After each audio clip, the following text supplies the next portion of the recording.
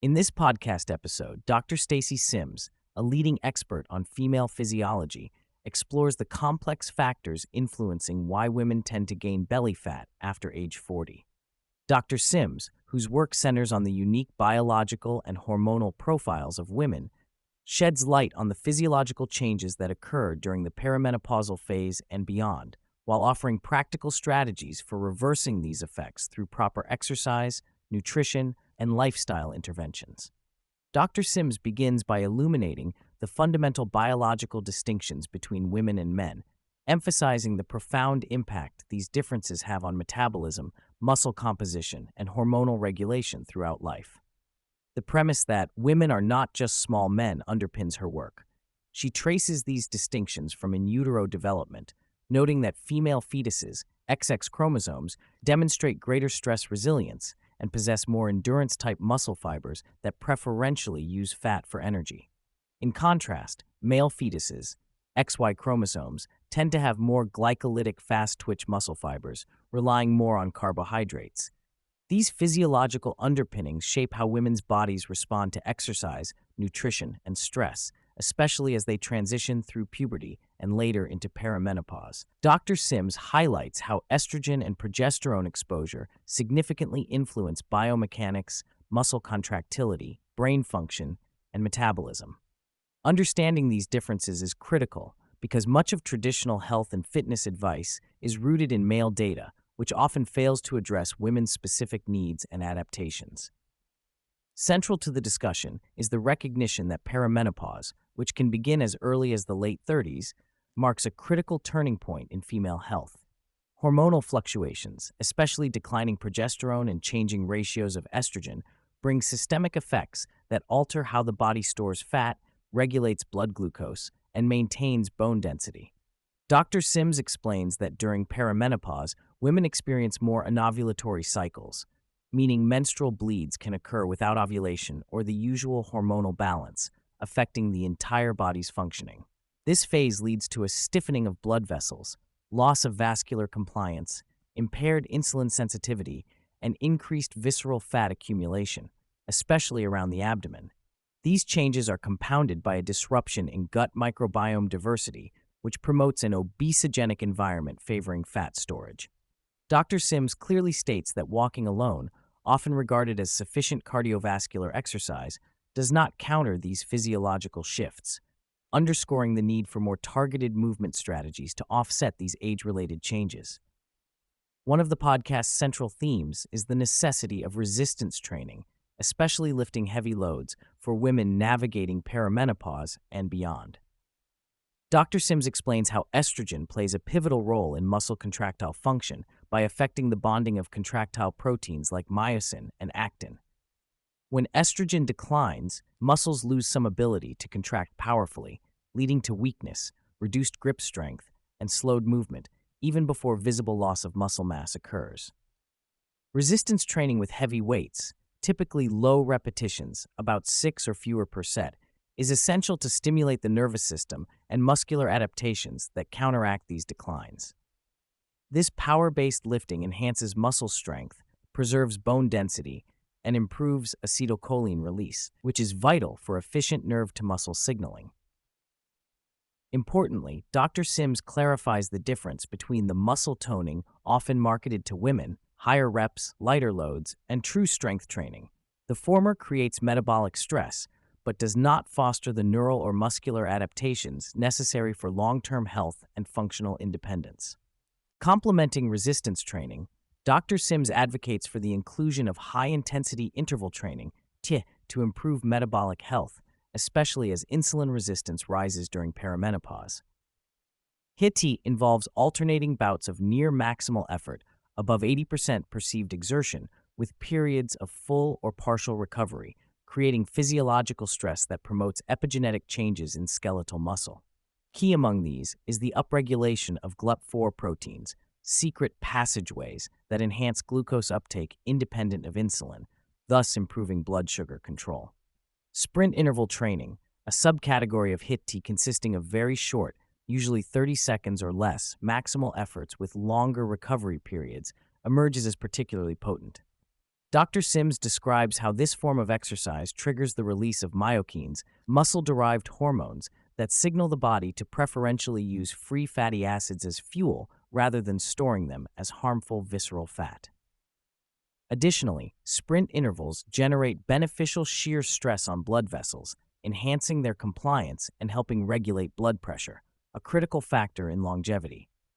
While walking and other moderate steady-state activities provide cardiovascular benefits, Dr. Sims clearly states that they fall short in addressing the hormonal and metabolic shifts in midlife women. Walking improves aerobic fitness, but it does not provide the stimulus necessary to maintain muscle power, neuroplasticity, or metabolic flexibility vital in perimenopause. Moreover, it lacks the impact on vascular compliance needed to prevent stiffening blood vessels and the associated rise in blood pressure.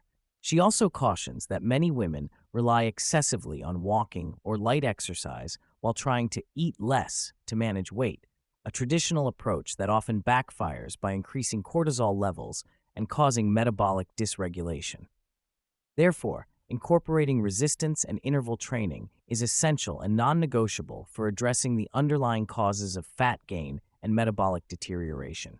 Dr. Sims is forthright in criticizing the gendered language and cultural norms that marginalize women's strength training needs. Terms like muscle toning are marketing constructs devised to make lighter weight or less intense training socially acceptable for women, yet they lack physiological legitimacy. This euphemistic language promotes suboptimal training that neither builds lasting strength nor substantially reshapes body composition. She highlights the disparity in how gyms and fitness programs often treat men and women differently. Men are encouraged to lift heavy and build muscle, while women are often steered towards group classes or cardio-based workouts. This systemic bias undermines women's health outcomes and self-confidence. Importantly, Dr. Sims dispels the fear among women that strength training will make them bulky, emphasizing that most women physically cannot build excessively large muscles without genetic predisposition or targeted training. Recognizing that many women dislike or cannot access gym environments, Dr. Sims recommends practical home-based alternatives for resistance training. Start with bodyweight exercises and progressively add external load using everyday objects like loaded backpacks, sandbags, or kettlebells. Compound movements such as squats, deadlifts, and presses can be adapted with these tools to adequately challenge muscles. She stresses the importance of proper movement mechanics and progressive overload, but assures that with some guidance, whether through apps, online programs, or social support, home strength training is feasible and effective. Community and accountability, whether via virtual groups or training partners, greatly enhance motivation and adherence to a strength program. Addressing concerns about training stress, Dr. Sims dispels the myth that strength training necessarily elevates chronic cortisol and causes fatigue. In fact, proper heavy lifting, especially when done in short, intense sessions totaling 20 to 30 minutes, can stimulate the central nervous system positively without inducing detrimental metabolic stress common to long-endurance or moderate-intensity workouts in perimenopausal women. She advocates for self-awareness and communication with trainers. Women should feel empowered to modulate their sessions to suit their energy levels and recovery capacity. Overtraining or prolonged fatigue is usually a result of poor programming rather than strength training itself. Brief, focused sessions that prioritize warm-up, heavy lifts, and cool-down optimize adaptation while minimizing risk of burnout or injury. The discussion tackles hormone therapy, a commonly debated topic for perimenopausal women.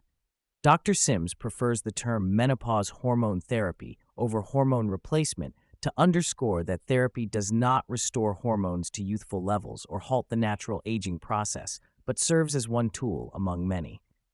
She emphasizes that MHT is primarily effective for alleviating specific symptoms like hot flashes and slowing bone loss, but does not prevent visceral fat gain or metabolic dysregulation. Success with MHT depends heavily on concurrent lifestyle interventions.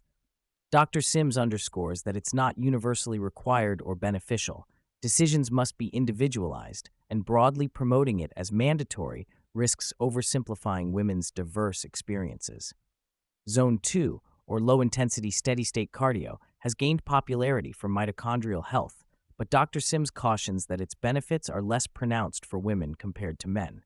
Women naturally possess greater metabolic flexibility and higher mitochondrial density due to their unique muscle morphology and hormonal environment. While Zone 2 exercise remains valuable soul food for mental health and recovery, it does not target the key issues of muscle preservation or metabolic control in perimenopause. For women with limited time and significant hormonal shifts, prioritizing resistance and high-intensity interval training produces more significant adaptations in body composition, cardiovascular health, and insulin sensitivity. Responding to widespread misconceptions about calorie restriction, Dr. Sims highlights that many women underconsume calories, particularly as hormonal changes increase cravings for simple carbohydrates due to brain stress and metabolic shifts. Eating less, especially inadequate quantities of nutrient-dense protein and fats, disrupts hormonal regulation of appetite, satiety, and metabolism, paradoxically promoting fat storage, muscle loss, and chronic stress via elevated cortisol.